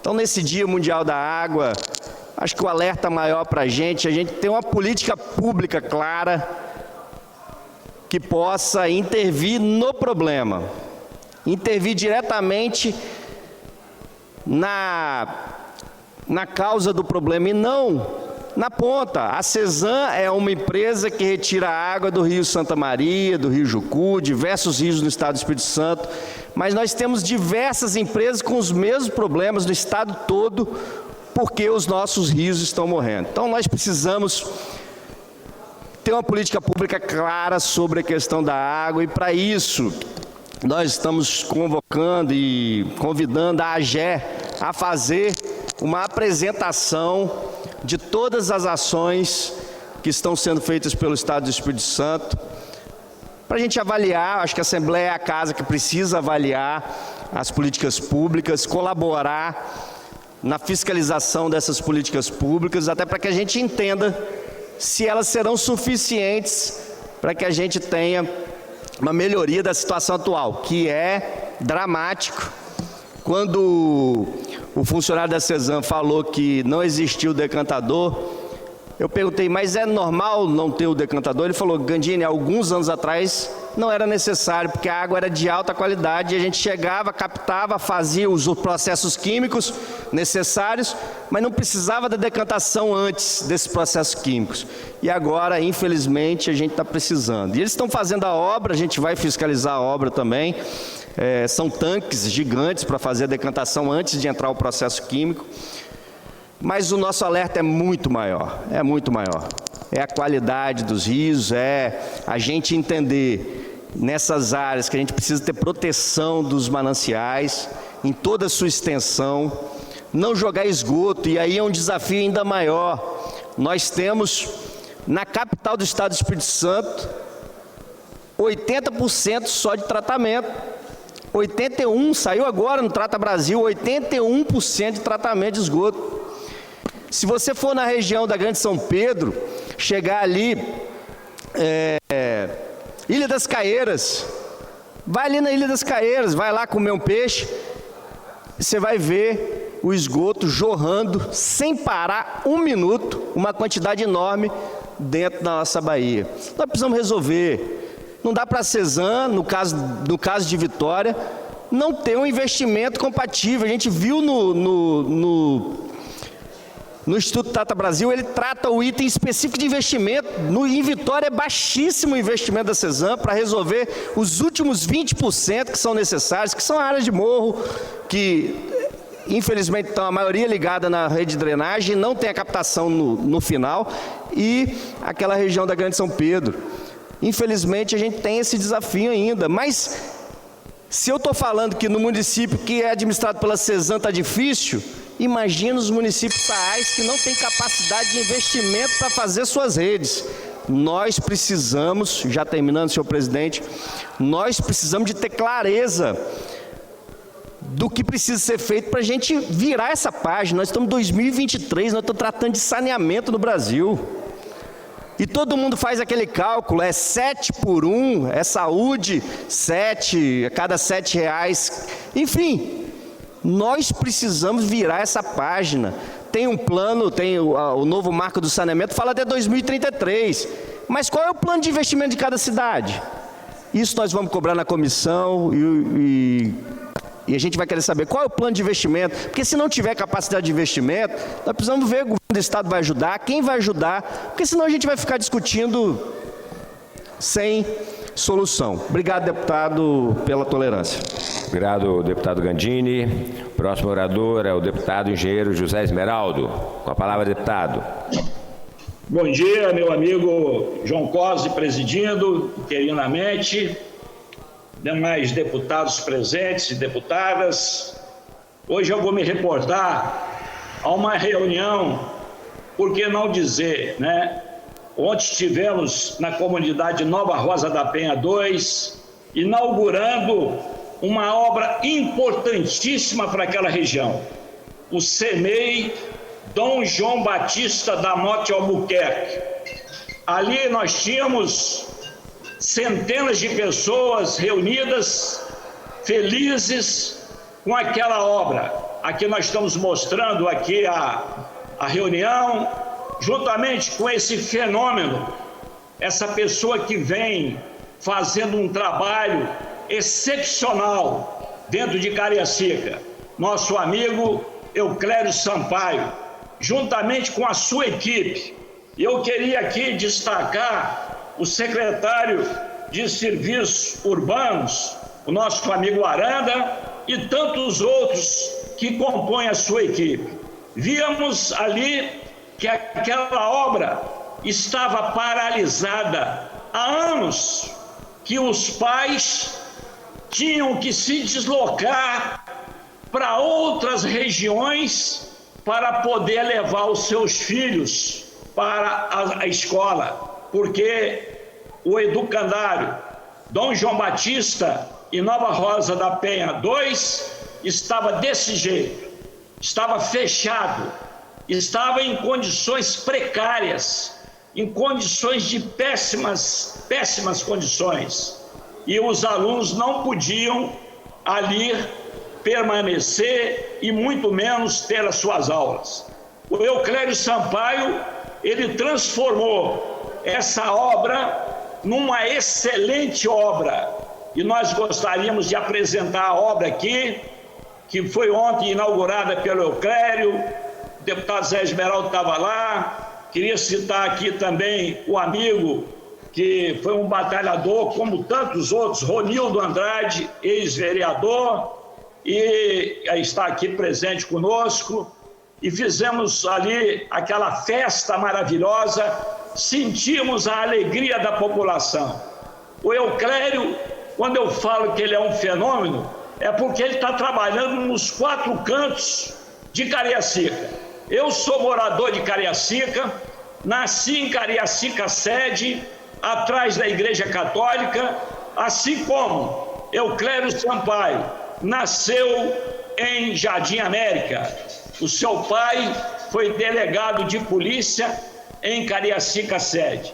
Então, para nós é uma honra nós nos encontrarmos não só na Assembleia Legislativa, mas também agora Euclério como executivo na terra natal dele, juntamente com a minha pessoa, deputado Zé Esmeraldo, dando o apoio necessário que for preciso. Quero dizer aqui a todos os moradores da região, não só de Nova Rosa da Penha 2, mas de toda Cariacica, principalmente Nova Rosa Penha 1, onde nós tivemos, o ano passado, fizemos 7 asfaltamentos, 7 ruas asfaltadas, ruas que não passava nem pessoas de moto, porque não tinha caixa de rua, não tinha como passar. E Euclério, a pedido do deputado Zé Esmeraldo, foi lá e executou 7 ruas, que hoje é uma maravilha para aquela população. As ruas com a largura, com a caixa de 7 metros, aonde todos podem chegar às suas casas sem nenhum problema. Inclusive, ali o valor aumentou. Aquele imóvel que era vendido na época passada, em épocas passadas, por 10 mil reais, hoje não se vende nem por 500 mil, porque realmente Nova Rosa da Penha 2, Nova Rosa da Penha 1 é um local digno para qualquer ser humano morar, porque são pessoas trabalhadoras, pessoas que fazem a diferença, mas estava precisando desse apoio. Haja visto que em Nova Rosa da Penha 2, o CEMEI Dom João Batista da Motta Albuquerque, há mais de 8 anos, que os prefeitos que por lá passaram prometeram a execução desta obra e nada fizeram. E Euclério Sampaio, com um ano e meio de governo, ele trouxe para toda a comunidade da região, né, essa obra inaugurada ontem com muitas felicidades dos pais que tinham que se deslocar muito. Haja visto que o CEMEI de Dom João Batista da Mota e Albuquerque não estava funcionando, ficou esses anos todos sem funcionar, tinham que levar para outras localidades, porque ali não tinha condições dos seus filhos estudarem, e tinham que se deslocar para longe, como Nova Esperança, Vila Progresso, Nova Rosa da Penha 1, para deixar seus filhos nessas unidades educacionais e irem para o seu trabalho. Era realmente muito dificultoso que os pais, apesar de ter em Nova Rosa da Penha um local excepcional, mas os prefeitos que passaram não fizeram nada. Aí preciso ouvir deputado, por gentileza. o Clério Sampaio, que deu realmente esse toque, que foi uma coisa maravilhosa, a execução de uma obra importante para a educação. Nós estamos vendo aqui, um minuto só, João Paz, nós estamos vendo aqui, você que é da educação também, nós estamos vendo aqui tudo organizado, tudo realmente limpo, tudo bem organizado, limpo, as cadeiras, ou seja, as crianças vão poder estudar e aprender em função da qualidade de vida que eles vão ter, e também dos professores que vão ali participar com muita competência, com muita garra e com muita determinação. Voltarei ao tema, já que 5 minutos é muito pouco para a gente falar. Obrigado, deputado José Esmeraldo, um grande abraço. Obrigado também ao prefeito Clério Sampaio pelo trabalho apresentado aqui por Vossa Excelência e toda a comunidade cariacica. Com a palavra o deputado Bruno Rezende.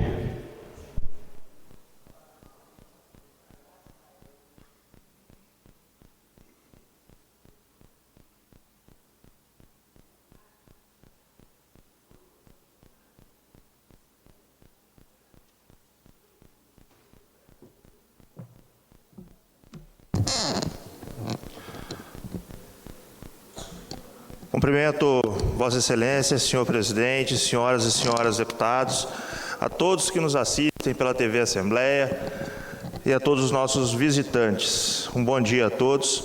Eu gostaria de falar um pouco sobre a nossa reunião da nossa Comissão de Saúde, a nossa reunião ordinária, que é acontecida ontem, com a presença dos ilustres colegas deputado Wellington Calegari, Hudson Leal, onde nós recebemos 2 ilustres colegas médicas, ouvimos a presidente da Sociedade de Gastroenterologia do Espírito Santo, doutora Maria da Penha Zago, e a médica gastroenterologista Rosiane Bicalo. Falamos sobre um tema muito importante, que é o câncer de intestino, um tumor que acometerá, segundo o INCA, mais de 45 mil brasileiros nesse ano e aproximadamente 600 capixabas no decorrer do ano de 2023. Uma doença que pode ser evitada através do diagnóstico precoce das lesões precursoras do câncer, lesões que ainda não são câncer e que podem ser identificadas através do rastreio, seja com exame muito simples, chamado colonoscopia ou pesquisa de sangue oculto nas fezes. A prevenção e o diagnóstico precoce são as palavras que salvam vidas com mais intensidade quando se fala desse bandido chamado câncer. Então eu gostaria de chamar a atenção dos senhores e senhoras para que essa casa avalie a confecção de leis que garantam o direito à vida dos capixabas, o direito a ter uma prevenção adequada e um diagnóstico precoce quando se fala no câncer. E nas demais doenças também, que certamente são muito importantes, principalmente na nossa atenção primária, lá dentro dos municípios capixabas. E eu aproveito para divulgar o Março Azul, que fala justamente sobre a prevenção do câncer de intestino. A sociedade de gastroenterologia apresentou um dado muito preocupante, que é o aumento substancial do diagnóstico do câncer de intestino. Então nós precisamos ficar espertos com o que nós estamos comendo, com a forma que nós estamos vivendo e chamar a atenção novamente para a prevenção do câncer. É tudo, senhor presidente. Gostaria de agradecer mais uma vez a oportunidade que o povo capixaba me deu de estar nesse plenário todas as semanas, e podem ter certeza que o mandato do Dr. Bruno Rezende vai ter sempre como premissa mais saúde e mais dignidade para todos os capixabas. E só concluindo, senhor presidente, o item 18, pela ordem, eu gostaria de recorrer à Comissão de Justiça da Casa, um projeto de lei de minha autoria, 224/2023. Defiro o pedido de Vossa Excelência, deputado. Concedo a palavra ao deputado Denil Silva. Estando ausente, concedo a palavra à deputada Camila Valadão. Está aqui.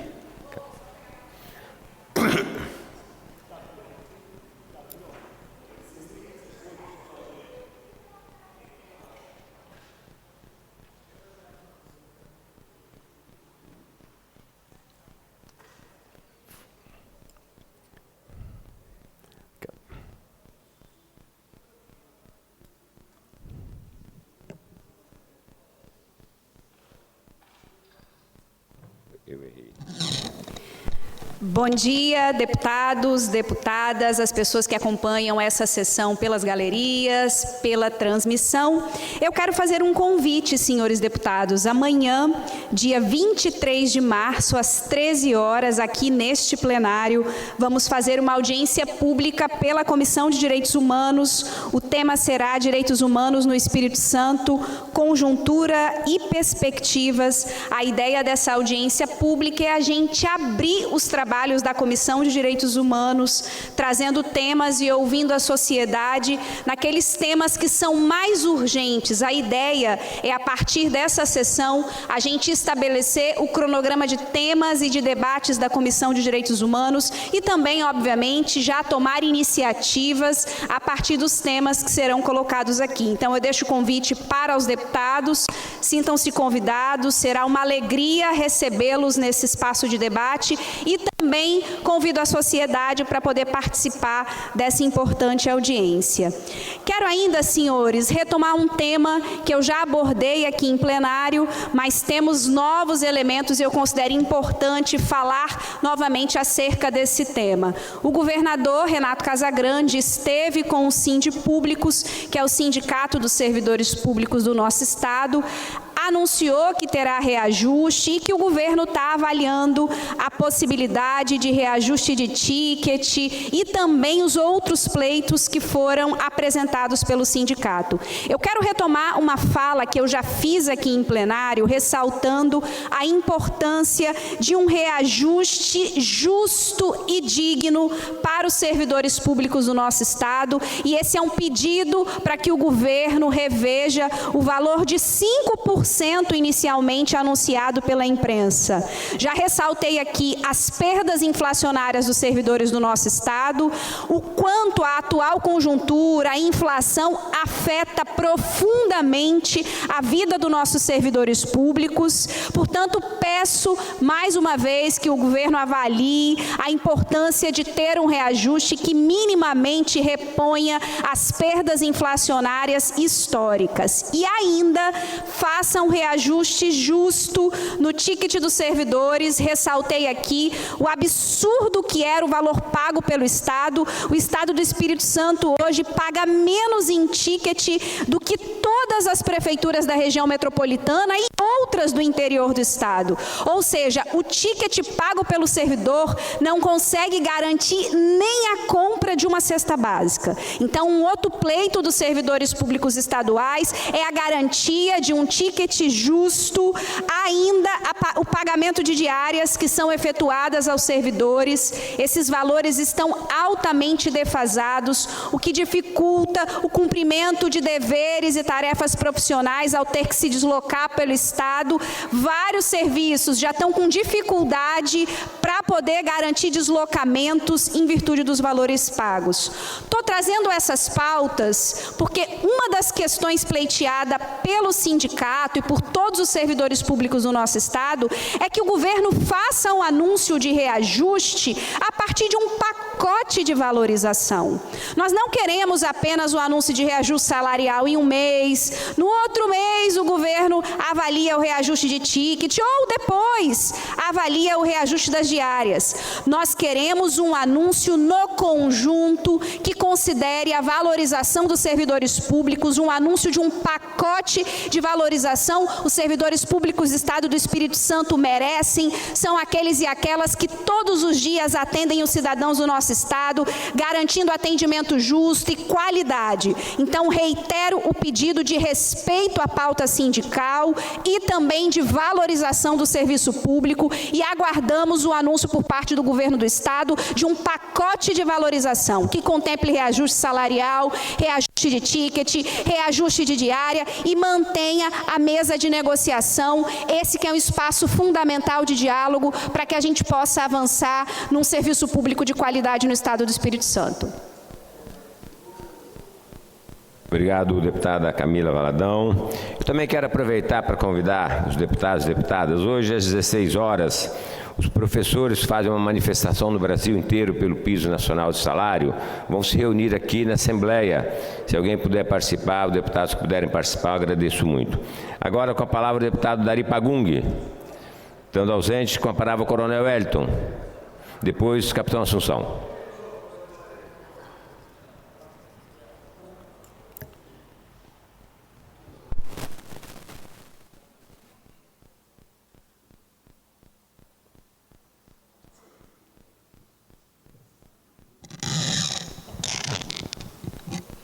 Senhor presidente, senhores e senhoras deputadas, ouvintes e telespectadores da TV Assembleia, servidores, convidados, senhoras da galeria, nosso muito bom dia, Deus abençoe todos.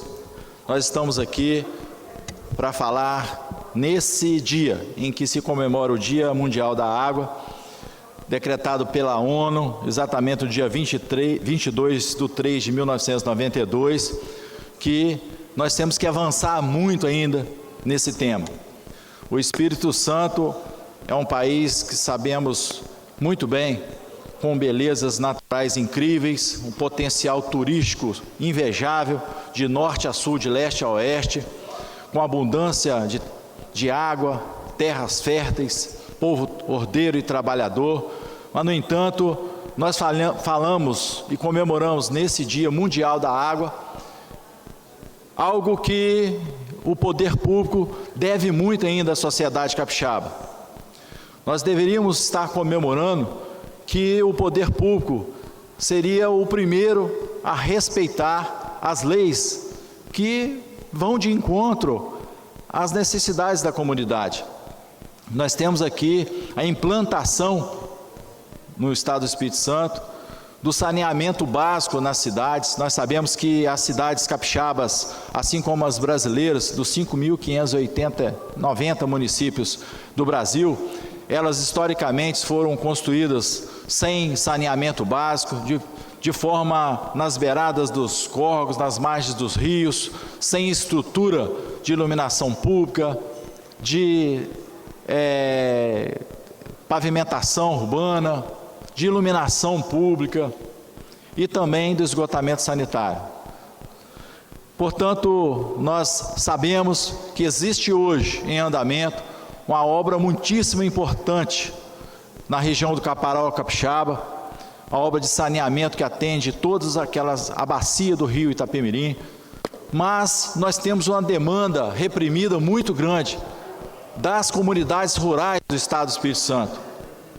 A maioria dos municípios capixabas, que são municípios do interior, nós não temos o tratamento do esgoto sanitário.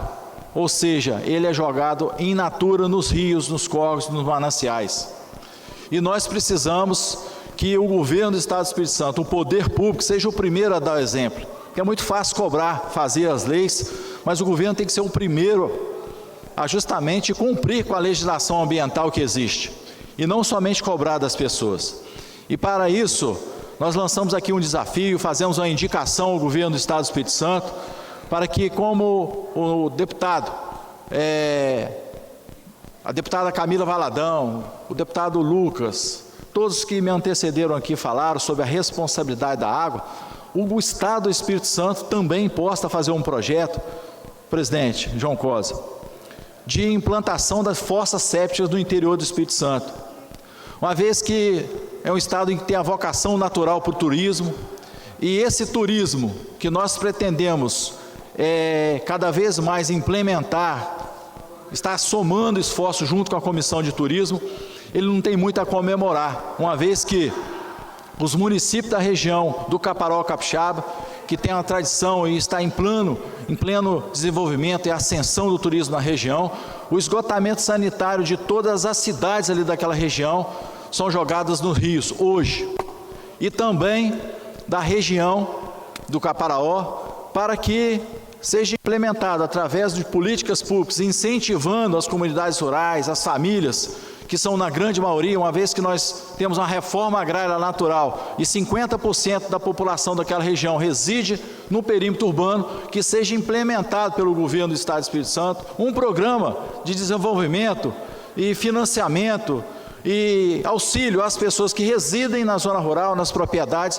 para que instalem essas fossas sépticas nas propriedades, evitando a poluição dos rios, dos córregos, das nascentes da região, e que nós pretendemos que os turistas estejam presentes. Então, para que os turistas estejam presentes, nós não podemos esconder essa realidade que existe, e o Estado tem que exercer seu papel e sua obrigação de estar proporcionando à comunidade capixaba, principalmente a região do Caparaó Capixaba, desse instrumento chamado saneamento básico para a implantação do turismo efetivamente.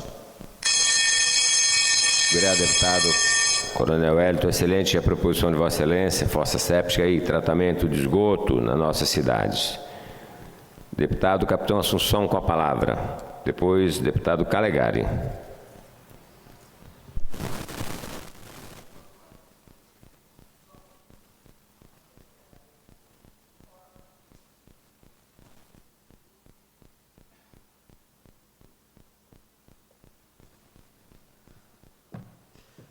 Por gentileza, colocar a imagem para nós aí, focalizar lá, a câmera puder colocar. Não é somente o Estadão, está em todos os jornais desde ontem, né? Só vou ficar bem quando com o Moro, disse o Lula. Isso é a palavra do homem que venceu pelo amor, senhor Stalinácio Lula da Silva. E nós queremos saber, que hoje também está em todas as manchetes, a Polícia Federal, pode voltar a imagem para nós, por favor? A Polícia Federal desmantela um grupo, supostamente do PCC, pode tirar a imagem da tela, por favor? Supostamente do PCC, e nós sabemos quem é ligado ao PCC, nós sabemos quem usava o boné do Cupincha, nós queremos saber quem seria o suposto mandante da suposta morte do senador Moro. O Brasil quer saber. No dia anterior, esse cidadão, a um portal de esquerda, fala com essa linguagem chula, inapropriada, tendo uma militante, uma militante do jornal, rindo quando ele fala esse termo chulo, que infelizmente está escrito nos jornais. Só vou repetir a frase: só vou ficar bem quando, etc., com o Moro, disse o Stalinácio Lula da Silva. E nós queremos saber quem é o mandante dessa tentativa de assassinato do senador Sérgio Moro. próprio Sérgio Moro falou, ele vai dar uma declaração daqui a pouco no Senado, ele falou que há um forte indício de ligação do PCC. Lembra quando o seu Lully andou com aquele boné do CPX? Nós queremos saber desses detalhes. Como é que um homem que, entre aspas, vence pelo amor, só pensa em vingança? Todo o vídeo que ele falou foi sobre isso, sobre se vingar de alguém, julgando a responsabilidade dos crimes que praticou, usando a Petrobras inicialmente, além de outras empresas como a Odebrecht, subornou parlamentares e, graças ao grupo de juízes e promotores da Operação Lava Jato, é que nós chegamos ao líder da facção criminosa. E aí nós vemos que ele tenta desviar a atenção na sua vingança insana, esquecendo ou tentando fazer esquecer ao povo brasileiro a maldade que esse senhor praticou contra a nação, quebrando praticamente a Petrobras, que foi rejuvenescida na gestão Jair Messias Bolsonaro, e ele fez isso com a Petrobras unicamente para poder se perpetuar no poder e perpetuar o grupo insano dele no poder. Então essa pergunta tem que ser bem massificada. Quem é o mandante? Quem seria o mandante do assassinato do senador Sérgio Moro? O Brasil precisa saber quem é o mandante.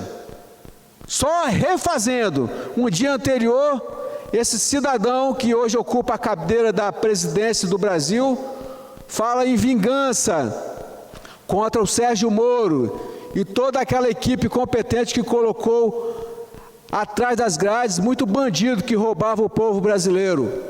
E hoje, a operação da Polícia Federal sai em captura daqueles que estariam planejando a morte do Sérgio Moro. Daqui a pouco nós vamos ter novidades. Daqui a pouco o próprio senador vai dar a sua declaração. Mas eu deixo aqui nessa manhã essa observação. Quem estaria por trás do assassinato do senador Sérgio Moro? Obrigado, presidente.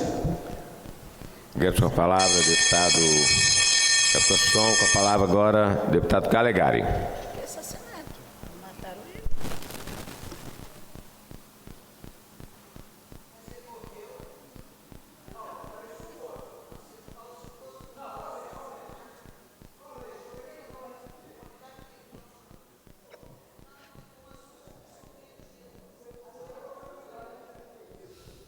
Bom, um bom dia a todos.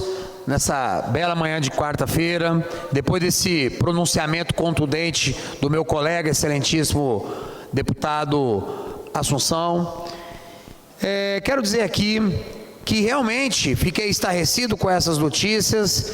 Primeiro, não preciso nem dizer do vídeo do nosso presidente Luiz Inácio Lula da Silva, infelizmente presidente da República, sabe-se lá de que forma, e que chegou ao governo, e que lá no governo me faz uma declaração absurda dessa.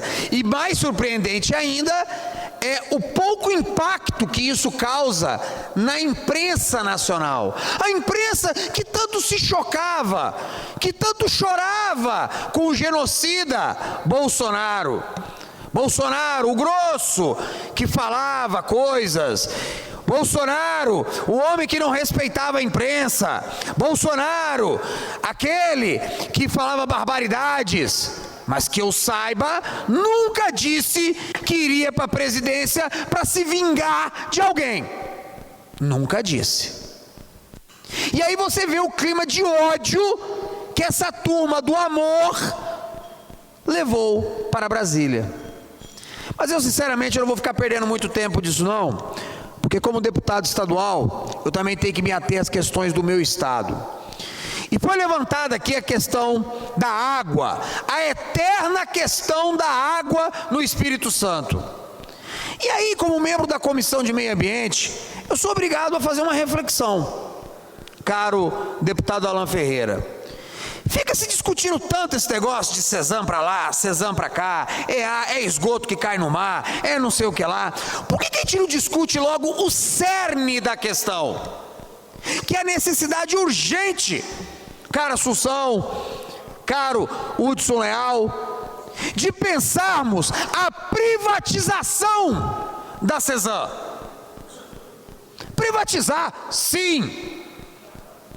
Estou aqui, ó, Ferraço, está aqui nos assistindo, temos a experiência lá de Cachoeiro de Itapimirim, para o bem ou para o mal, está lá a BRK, sei que tem muitas críticas, as pessoas podem fazer, mas o esgoto pelo menos é tratado. Agora, se eu tivesse que fazer uma única crítica que fosse, uma única observação que fosse, se é pertinente ou não privatizar a empresa estadual de saneamento básico, bastaria uma coisa, Alain, bastaria uma coisa, eu lembrar que toda vez que eu tenho que passar ali na terceira ponte, eu tenho que passar em frente àquele valão de esgoto imundo, vergonhoso que tem em Vila Velha. Se existir manifesto mais claro a favor da privatização de uma companhia de saneamento, eu desconheço. Uma empresa que existe há décadas e que não consegue dar conta do seu trabalho. Agora, detalhe, sabe o que é interessante, Alain? Quando eu me candidatei a deputado estadual, sabe a coisa que as pessoas mais falavam comigo? Calegari, uma das coisas que eu era mais pedido, sabe esses pedidos fisiológicos que as pessoas às vezes não te conhecem e fazem a você? A pessoa não te conhece, não sabe que você é um cara de direito, não promete nada para ninguém, nunca prometi nem emprego no meu gabinete. Todo mundo que está no meu gabinete está ali por competência, mas a pessoa não te conhece, chega para você e pede favor. Sabe o que era mais pedido para mim? Me arruma um emprego na Cezam, Conselho da Cezam, é o tal do Conselho da Cezam, todo mundo quer estar ali. Essa é que é a verdade. Não sei se tem deputado aqui que indicou alguém para trabalhar no tal Conselho da Cezam. Eu nem sei o que é isso. Na verdade a gente sabe sim. Vamos fazer de bobo. E aí eu me pergunto, para que existe essa empresa estadual que tem lucros, que oferece um balancete com seus lucros, e o lucro que o povo precisa, que é o esgoto tratado, não tem?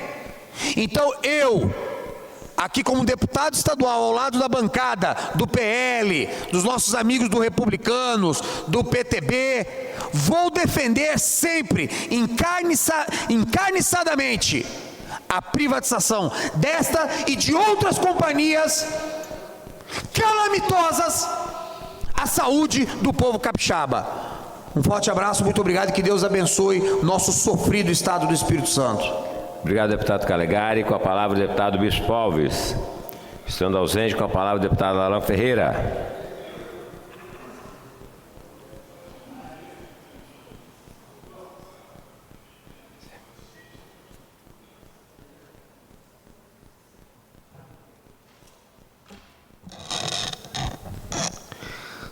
Bom dia, presidente em exercício João Cosi, colegas vereadores, todos aqueles que nos assistem pela TV Assembleia, aos servidores dessa casa.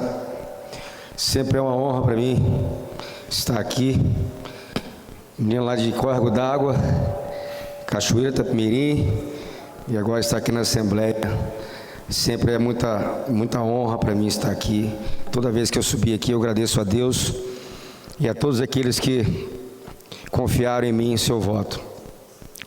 quero retroagir ao tempo do dia de ontem, que eu não consegui mandar um abraço para os meus amigos Daus, Clevison e Moisés de Cachoeiro de Itapemirim.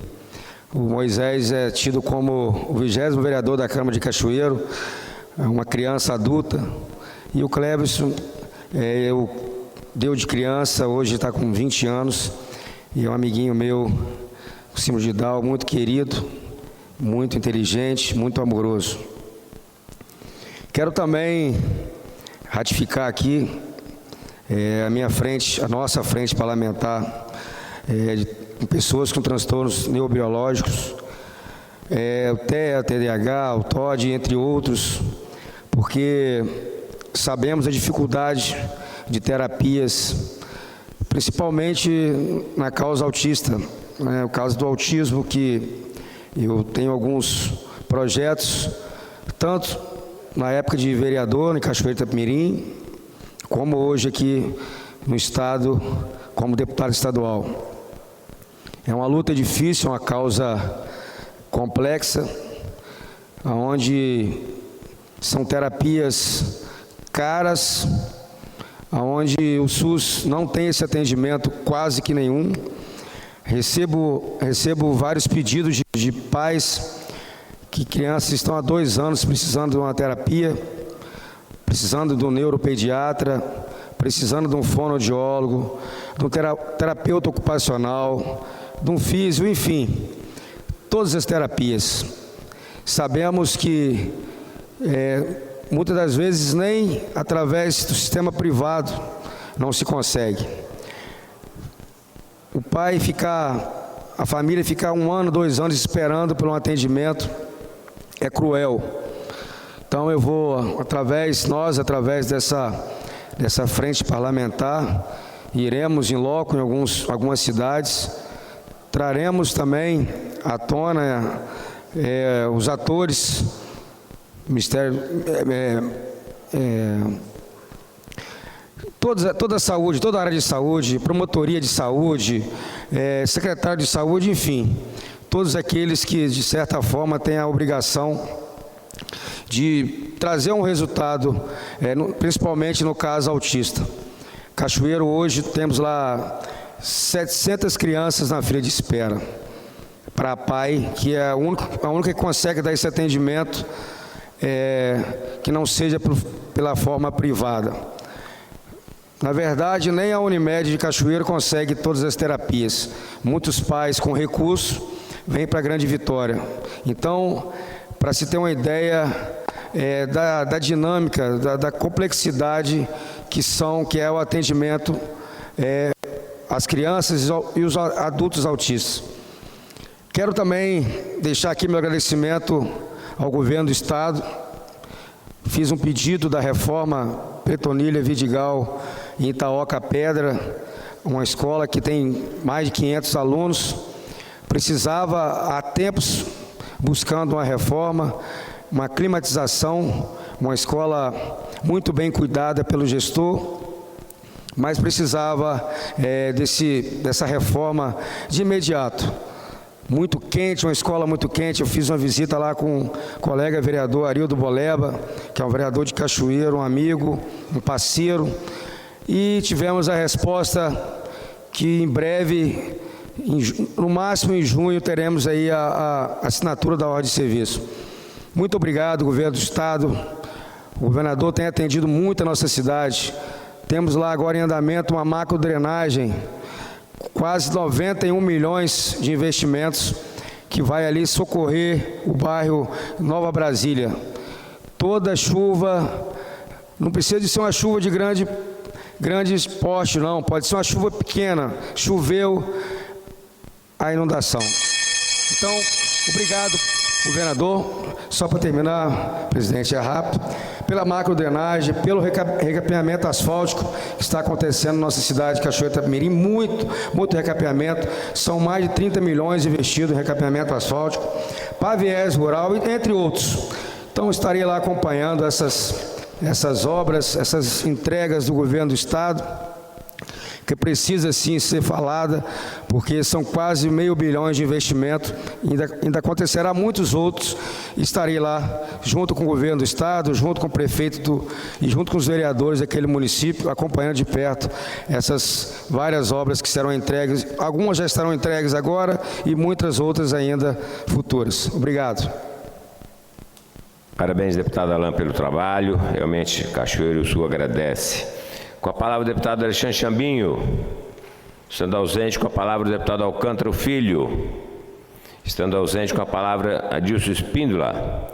Estando ausente, encerramos a ordem dos oradores. Agradecer a cada um dos senhores deputados, cada uma das senhoras deputadas. Vamos a atos finais. Nada mais havendo a tratar.